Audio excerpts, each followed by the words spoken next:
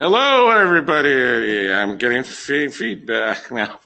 So, welcome. I've got an amazing show today. I've got some very important guests on, and I'm very happy to share this stage with the executive chairman, Mr. Terry O'Hearn, and our Hello. special guest today is Brian from CARTA. Brian spoke at one of our events last year, and we're honored to have him on the program today to give an overview and update of where we're at with our DasPay solution and CARTA and that relationship, which is very important to us in our ecosystem, a very important partner. Welcome to the show, guys. Thanks, John. Welcome, Brian. Thanks for taking the time to join us. Good to be here. Great. So I've got, if you guys don't mind, I've just got a few items I wanted to go through, and then we'll jump right into the update. Current frequency right now, 14.8, and that's active for the next 7 days, about 6 hours left. So acquire those licenses sooner than later if you understand what frequency is and how that relates to the yield. I wanted to talk real briefly about payments in, payments out. In Dubai, Ian Cahill spoke, and we talked about them as our worldwide partner for payments, but not only inbound payments, but outbound payments. And this work has been ongoing now for months and months, and we're this close to announcing. Some of the payment solutions are operational right now. We haven't made wide announcements on that. We're going to make formal announcements on that soon. So the inbound and outgoing payments will be handled through our partner. They're a licensed money exchanger out of the UK, and it's been a monumental task to get this thing set up. And we're starting in various countries first, and as we grow, those solutions will come to fruition in those countries. And so we're very, very excited. I can't tell you, our USA CFO in the other room over there is quite excited about getting this solution implemented. It's going to allow us to scale the business. And so some of the payment solutions that we've had didn't have the ability to scale on a large basis like this solution will. And so we continually improve the experience in the system to help grow and make it easier for you guys to acquire your license. That's going to be loved universally, and that's going to make onboarding so much easier. And as each one of these solutions come to fruition, it's great. And I know that is a huge one that so many people are looking forward to. So way to go, John. Agreed. Thank you, Terry. So Net Leaders University, there's lots of buzz and excitement around our office here about the Net Leaders University. We've got a team of people in Serbia working on the integration of that right now. And then we've got people in London and people here working on content for that. And so it's going to launch, very shortly. We said February. We hope to hit the actual launch of this before the end of the month. If not, it's going to be very, very, very close. But we hope to have that up very shortly. It looks tremendous. It's going to be extremely helpful in you growing your business and getting educated on, again, onboarding, like Terry mentioned, but also personal development growth and some lessons outside of our network, but basically focused around personal growth. This partner has access to significant amount of libraries for personal growth. So Net Leaders University coming very, very soon. I get lots of feedback on the new back office and the look and feel and the operations, and especially the career plan integration and how it steps you through the process of what you need to do in order to obtain that next rank. And so it makes it very, very clear if you're a Sapphire now, what do I need to do to get to Emerald? Do I need to get another Sapphire on my weak leg? It shows you, it enumerates exactly what you need in order to obtain those ranks. Very, very important for you to grow through the career plan within NetLeader. So a ton of new information in there. They're adding new stuff all the time. Additional media. Now these webinars are available in the back office, so you can find them there. You don't have to scour the net and ask your upline, etc. And so we continually make things better and easier for you guys as we grow the business. And the last thing is London. So London, April 28th is going to be a fantastic event. The launch of the exchange at that event. That's our big milestone for that event.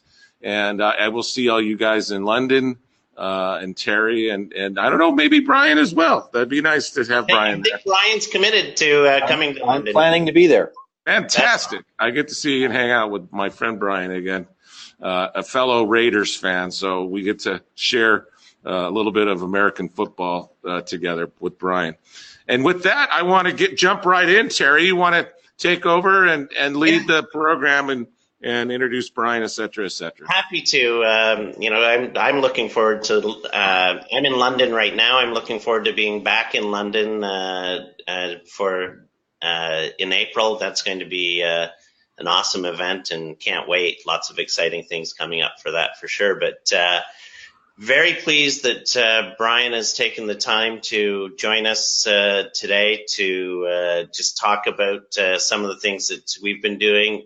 We talk frequently about how important the CARTA relationship is with our ecosystem, and what an integral part of DasPay that they play. And so very pleased that you've agreed to join us for this call, Brian. So welcome. Thank you.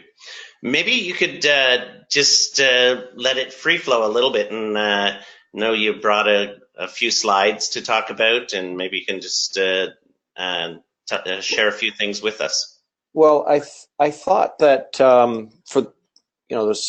for those who are new to CARTA and what it is that we do, I would just sort of give you a 3 to 5 minute background as to why we exist and some of the things that we've done in the past, and then talk about where we're at with DasPay and when I expect the project to be completed, and a few comments like that. So awesome.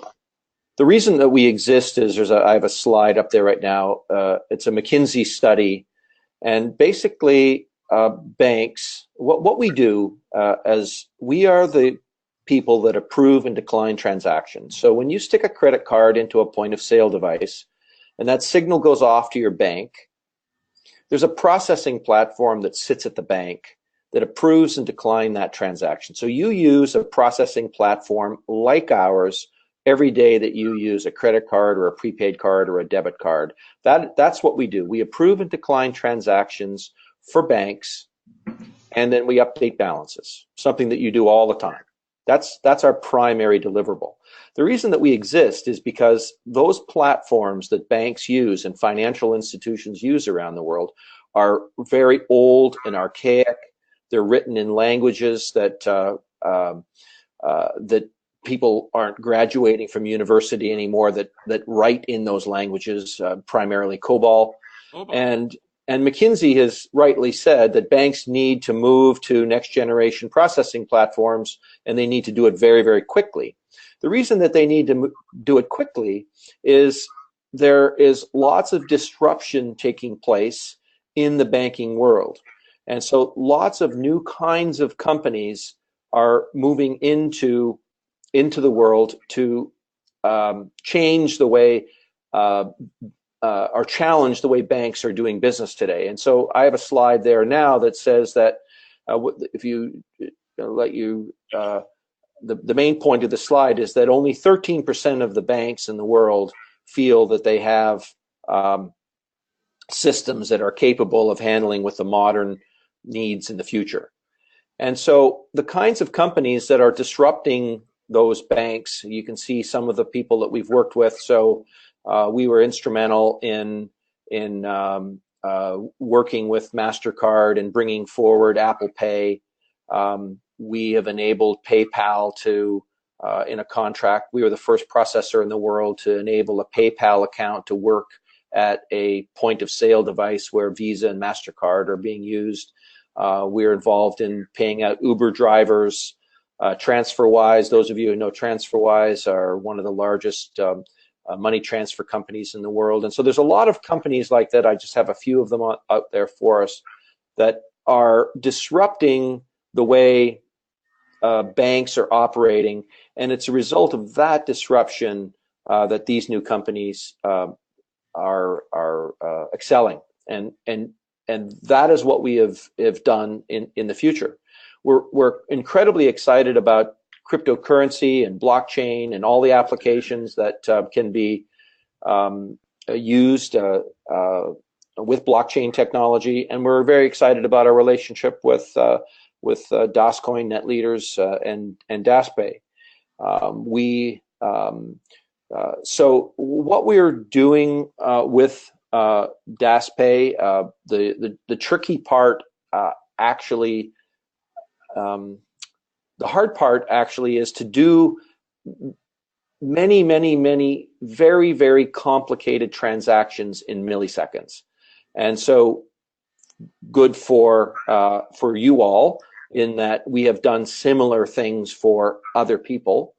So it's not we're not breaking doing something that has never been done before. You guys are industry leaders. I have to jump in there. Like you're award-winning, globally recognized, and champions of this space, which is why we're so honored to be working with you guys.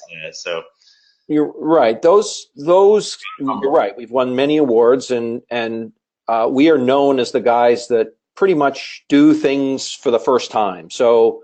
Any new, like just take Apple Pay, for example. We were the first processor in the world to process an Apple Pay transaction. So the reason for that is that we've built our platform for modern requirements. We built our platform after the internet existed, after mobile phones, after chips, after all those things, and the older systems couldn't do that. So that's who we are. We think that DasPay should be able to go by the end of Q2. That's our target. In a year ago when I was in Zurich, I said it was kind of springish of this year. I'd say we're largely on track for that, so I'm not too worried about that delivery date. And maybe the other thing to comment on is MasterCard and Visa's reception to cryptocurrency, and there's there's obviously, you guys are all over the news on these things, and the whole trick is to make sure that you stay within regulations. We know how to do that, and where people get into trouble is when they move outside of the standard regulations of the banking industry and what MasterCard and Visa want. As long as you do that, then you'll have a program that works very, very, very effectively. And so Wait, it Brian, will definitely feel. Oh, sorry, go ahead. I didn't mean to cut you off. I was going to say it's definitely going to feel to the users of DasPay that DasCoin will be in their wallet, and they will go to a POS device and they will tap their phone, or they will use a card and use a chip and pin transaction. It'll feel every bit and feel just like a normal MasterCard or Visa transaction. So we know how to do that. Again, it's important that that you stay within those rules. We know how to stay within those rules, and we are expecting a very, very strong product that is very effective in the marketplace. We're very excited about it. So the being compliant is something that is certainly of paramount importance in everything that we do, and we know you guys are exceptional at that. But from your point of view, what's the view of Visa and MasterCard on the whole crypto sector? Are they against it, for it, indifferent? What's your my sense is they're generally for it. They've made some moves in the blockchain world themselves. They've discussed cryptocurrency. So generally, again, they're generally for it, but they're cautious with people that step outside the rules. So they're concerned about anti-money laundering and terrorism and all those things, like everyone is in the banking industry. And so they have set a set of rules, and we have to stay within those rules. So it's all about about that, making sure that you're, and I know that you guys are very much very big on regulation. So it's not a problem, certainly for DasCoin or DasPay. Excellent. Thank you for sharing that. I know that a number of people had questions about that, and I get asked occasionally. John, I'm sure you get asked as well about DasPay. And I do. Yeah, there was a program that went offside a few weeks ago, but it isn't the industry that is offside. It's that particular program. So that company, essentially, right? So yeah, it's a company. It's a company issue. That company, which I won't name, is well known in the industry for breaking the rules. This isn't the first time that they've been slapped around by the network. So by the big boys. Yeah. So that's great. Well, it's and I think an interesting bit is that you and Rui and several of well, I was there, Michael was there, a bunch of people got together in Belgrade not long ago. You guys have been starting to work with the team, sharing technology and ideas and integration, and so. Yeah, I mean, look, DasPay is our first deliverable, and that's the most important thing that we need to get out in the marketplace. And obviously, it's important. It's an incredibly important product. But beyond that, we're really excited about accessing the DasCoin blockchain technology and building unique applications for our customer base. So I don't want to talk about what those use cases might be. I'd rather keep, because it's rather private right now. It's very confidential, some of those applications, but we think there are many, many uses for the DasCoin blockchain technology inside our customer base.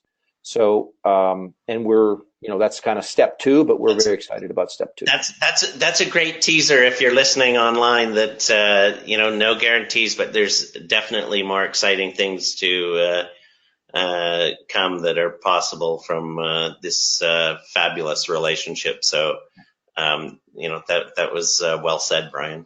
Way to go. So we're on board, and we're excited about working with you all, and hopefully you'll all get a DasPay application on your phones, and we'll be conducting a transaction in the summer. That's fabulous. Can you hear the people clapping in the audience, Terry? I can. They're actually knocking on my door, looking for the card. Did you broadcast my hotel room number? Yeah. Thanks. So I'm definitely coming to London in April, so come and see me. Yeah, well, that'll be great to have you. Everyone that was in Zurich in March of 2016, most of the people that attended there got to meet Brian, and hopefully, definitely come to London and meet Brian in person. He's a great guy. Hopefully, will Rui, the Chief Technology Officer, Rui Mendez, will he be with you? Yeah, London's an easy city for us to get to. It's only 7-hour flight from Toronto, so it's like flying a little farther than San Francisco. That's it. So he'll likely be there too. Well, that'd be great, and they're great guys, and be able to meet them both if assuming Rui can make it as well. But thank you very much, Brian, and John. Thank you for having us on. As always, love John's weekly webcasts. They're very informative. Your studio, John, this is the first time I've been on since you've been in the office with your new studio set up. It's amazing. We're still tweaking. We got some minor tweaks. We're going to have some different camera angles so you can see my face instead of me way back in the back here. So continually improving the studio and the lights and the microphones, et cetera, et cetera. So and some more tricks upsize.